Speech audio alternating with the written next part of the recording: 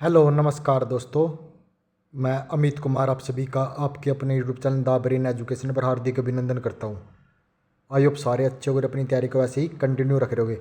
भाई जिस भी बच्चे का ग्रुप डी का पेपर है तो उसके लिए हमने हरियाणा जीके पीवाई क्वेश्चन की सीरीज स्टार्ट कर दी।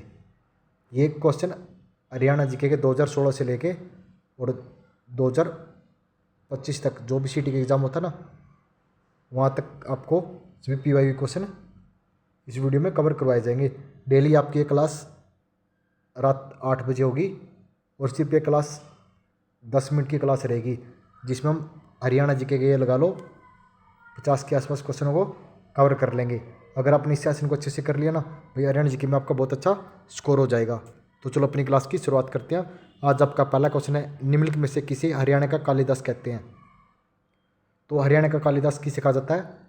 तो हरियाणा का कालिदास दीपचंद बैमन को कहा जाता है। किसे?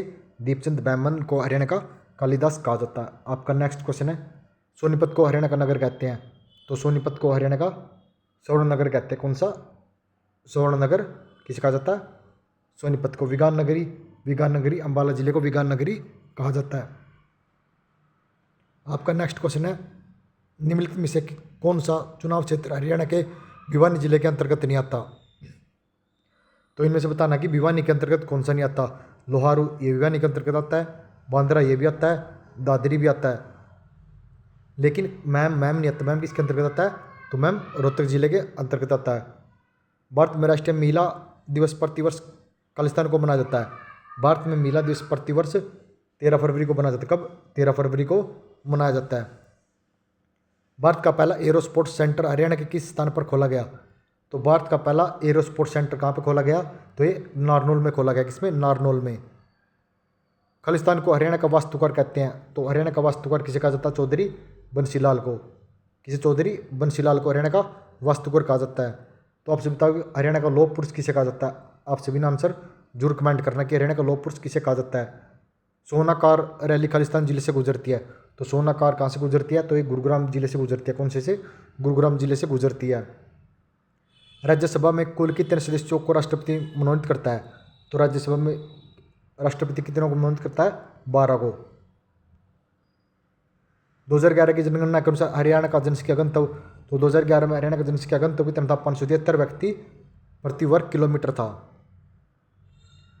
फरवरी 2014 में शुरू की गई राष्ट्रीय युवा नीति ने युवाओं को खालिस्तान आयु समूह का बताया। तो फरवरी 2014 में राष्ट्रीय युवा नीति आई थी, उसमें युवा को 15 से 29 वर्ष तक का बताया है।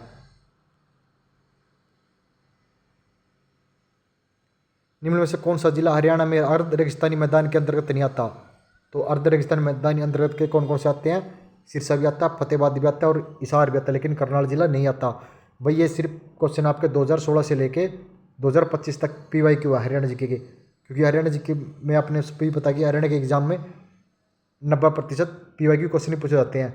अगर आप पीवाई क्वेश्चन बहुत अच्छे से कर लोगे ना तो भाई हरियाणा जीके में आपका 18 से 20 स्कोर हो जाता है। कितना? 18 से 20 स्कोर हो जाता है। और पीवाई क्वेश्चनों की आप सभी टेंशन मत लो, आपको इतना अच्छा कंटेंट के साथ हर एग्जाम में आए हुए पीवाई क्यू करवाए जाएंगे, वो भी ग्रुप डी के एग्ज़ाम से ग्रुप डी के एग्ज़ाम से पहले 2 या 3 बार आपका रिवीजन बहुत ही अच्छे से करवा देंगे। यह हरियाणा में प्रकाशित होने वाला उर्दू समाचार पत्र था। तो हरियाणा में कौन सा होता था समाचार? हरियाणा तिलक। कौन सा? हरियाणा तिलक होता था। किस योजना के कारण हरियाणा एक परिवार नियोजन उपाय के रूप में अतिक्षेपण योग्य गर्भ निरोधक के प्रयोग को क्रियान्वित करने वाला भारत का पहला राज्य बन गया। मतलब भाई गर्भ निरोध को क्रियान्वित करने वाला भारत का पहला राज्य हरियाणा बना। तो कौन सी योजना हो? सलामती योजना के अंतर्गत। कौन सी? सलामती योजना के अंतर्गत।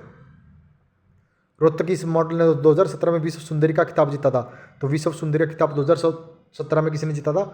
मानुषी छिल्लर ने। किसने? मानुषी छिल्लर ने जीता था। निम्न में से किस जिले में यमुना नदी प्रवाहिनी होती? तो यमुना नदी सोनीपत, पानीपत में भी होती है, करनाल में भी होती है, लेकिन हिसार में नहीं होती। किस अनुच्छेद के अंतर्गत संसद विधि द्वारा किसी राज्य का क्षेत्र बढ़ा सकता है। तो किसी राज्य का क्षेत्र अनुच्छेद 3 के अंतर्गत बढ़ सकता है। किसके? अनुच्छेद 3 के अंतर्गत किसी राज्य का क्षेत्र बढ़ सकता है। खालिस्तान को अपनाने वाला पहला राज्य हरियाणा बना।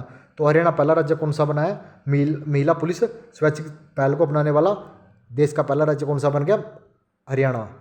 1964 में बोकारो में स्टील संयंत्र की स्थापना खालिस्तानी से सहयोग से की गई। तो 1964 में बोकारो स्टील संयंत्र की स्थापना रूस के सहयोग से की गई। भाई इसमें 1-2 क्वेश्चन जीके के मिलेंगे, क्योंकि ये क्वेश्चन आपके जितने भी आज तक पेपर हुए ना वहाँ से कलेक्ट किए गए हैं। तो 1-2 क्वेश्चन आपको इसमें जीके का मिलता रहेगा साथ के साथ। कबड्डी विश्व कप पहली बार कब खेला गया? तो कबड्डी विश्व कप पहली बार कब खेला गया था? 2004 में। कब? 2004 में कबड्डी विश्व कप पहली बार खेला गया था। Haryana roadways engineer corporation Khalistan में स्थित है। तो हरियाणा रोडवेज इंजीनियर कॉर्पोरेशन कहाँ स्थित है? तो गुरुग्राम जिले में स्थित है। इस झील को उल्लेख अलबुर्नी की प्राचीन पुस्तक किताबुल हिंद में है। तो किताबुल हिंद में किसका ब्रह्म सरोवर का उल्लेख है?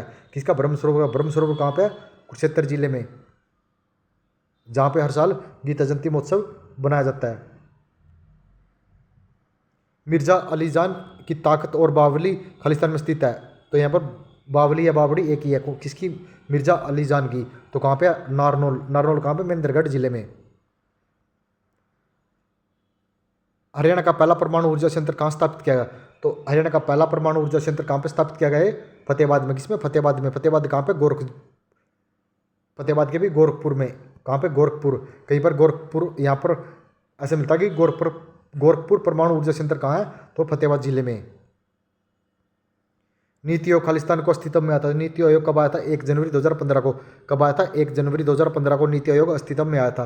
किस वर्ष सुखना झील को राष्ट्रीय आर्द्रभूमि घोषित किया गया? तो सुखना झील को आर्द्रभूमि राष्ट्र घोषित कब किया गया था? 1988 में किया गया था। आर्यभट्ट क्षेत्रीय विज्ञान केंद्र और संग्रहालय विज्ञान केंद्र कहाँ स्थित है? तो आर्यभट्ट विज्ञान केंद्र कहाँ स्थित है? तो अम्बाड़ा जिले में। किसमें? अम्बाड़ा जिले में। खालिस्तान को आमतौर पर प्रोसेसर कहा जाता है। तो प्रोसेसर किसे कहा जाता है? सीपीयू को। सीपीयू का फुल फॉर्म क्या? सेंट्रल प्रोसेसिंग यूनिट है। राष्ट्रीय अशु अनुसंधान संस्थान हरियाणा में कहाँ स्थित है? तो राष्ट्रीय अशु अनुसंधान संस्थान कहाँ स्थित है? हिसार जिले में। निम्न में से कौन सा कथन सत्य है? हरियाणा विद्युत सुधार अधिनियम 1997 में 14 अगस्त 1998 को लागू किया गया। ये भी ठीक है भाई। हरियाणा विद्युत सुधार अधिनियम 1997 हरियाणा विधानसभा द्वारा 22 जुलाई 1997 को पारित किया गया। ये भी ठीक है। आपके दोनों ऑप्शन ठीक हो जाएंगे।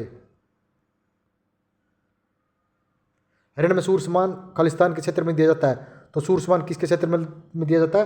तो साहित्य के क्षेत्र में दिया जाता है।